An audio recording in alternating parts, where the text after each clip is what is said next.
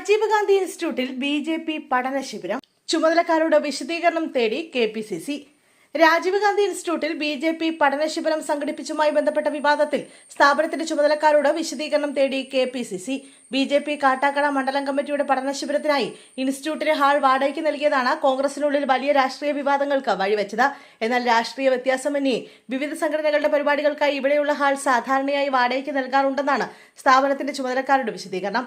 BJP. പഠന ശിബിരത്തിൽ R Sreerekha അടക്കമുള്ളവർ പങ്കെടുത്തിരുന്നു. സംഭവത്തിൽ വീഴ്ചയുണ്ടോ എന്ന് പരിശോധിക്കാനും പാർട്ടി നേതൃത്വത്തിന്റെ അനുമതിയില്ലാതെ ഇത്തരം തീരുമാനങ്ങൾ എടുത്തതിനെതിരെയും കർശന നടപടികളുടെ ഭാഗമായാണ് കെ.പി.സി.സി. ഇപ്പോൾ വിശദീകരണം ആവശ്യപ്പെട്ടിരിക്കുന്നത്. വിഷയത്തിൽ കൂടുതൽ നടപടികൾക്കാണ് സാധ്യത.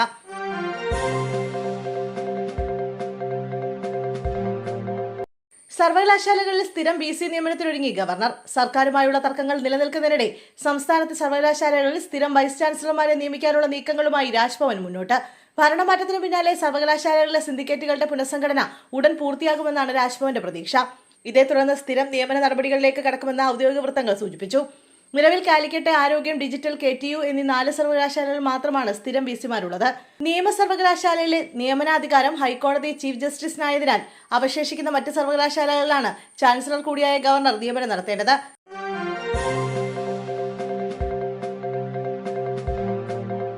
വിവാഹ സൽക്കാര വേദിയിൽ CPM പ്രവർത്തകർ തമ്മിൽ സംഘർഷം. 3 പേർക്ക് വെട്ടേറ്റു, 2 പേർ അറസ്റ്റിൽ.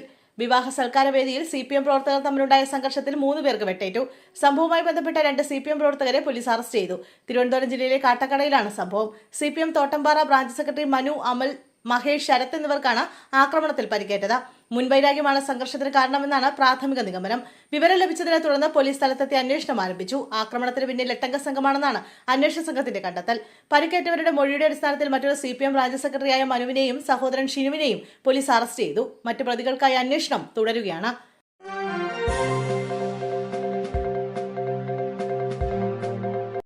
കുട്ടനാടിന്റെ ജലമേളകൾക്ക് ഇന്ന് തുടക്കം. വഞ്ചിപ്പാട്ടിന്റെ ഈരടികളുമായി ഓളപ്പരപ്പിൽ ഓളം സൃഷ്ടിച്ച് കുട്ടനാടിന്റെ ജലമേളകൾക്ക് ഇന്ന് തുടക്കം.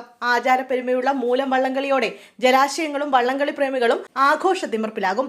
ഉച്ചയോടെയാണ് ചമ്പക്കുളത്തെ പമ്പയാറ്റിൽ ചുണ്ടൻ വള്ളങ്ങൾ ജലപ്പരപ്പിൽ വിസ്മയം തീർക്കുക. ഓളപ്പരപ്പുകളെ കീറിമുറിച്ച് ജലപ്പരപ്പിലൂടെ ചുണ്ടൻ വള്ളങ്ങൾ ഫിനിഷിംഗ് പോയിന്റ് ലക്ഷ്യമാക്കി കുതിക്കും. ഇത്തവണ 7 ചുണ്ടൻ വള്ളങ്ങളാണ് രാജപ്രഭുകൻ ട്രോഫിക്കായി പോരാട്ടത്തിനിറങ്ങുന്നത്. അമ്പലപ്പുഴ ശ്രീകൃഷ്ണസ്വാമി ക്ഷേത്രത്തിലെ വിഗ്രഹ പ്രതിഷ്ഠയ്ക്കായി ചമ്പക്കുളം മഠത്തിൽ നിന്ന് വിഗ്രഹം കൊണ്ടുപോയതിന്റെ ഓർമ്മപ്പെടുത്തലാണ് മൂലം വള്ളംകളി. ചമ്പക്കുളത്തും കുട്ടനാട്ടും കുമരകത്തും വിവിധ ജലാശയങ്ങളിൽ തീവ്ര പരിശീലനം നേടിയ കരുത്തിലാണ് ക്ലബ്ബുകൾ ഇന്നിറങ്ങുന്നത്. നെഹ്റു ട്രോഫി വള്ളംകളിക്കുള്ള ഒരുക്കം കൂടിയാണ് മൂലം ജലോത്സവം. പ്രത്യേകം ക്യാമ്പുകൾ ഒരുക്കിയാണ് ബോട്ട് ക്ലബ്ബുകൾ തുഴച്ചിൽക്കാരെ സജ്ജരാക്കുന്നത്.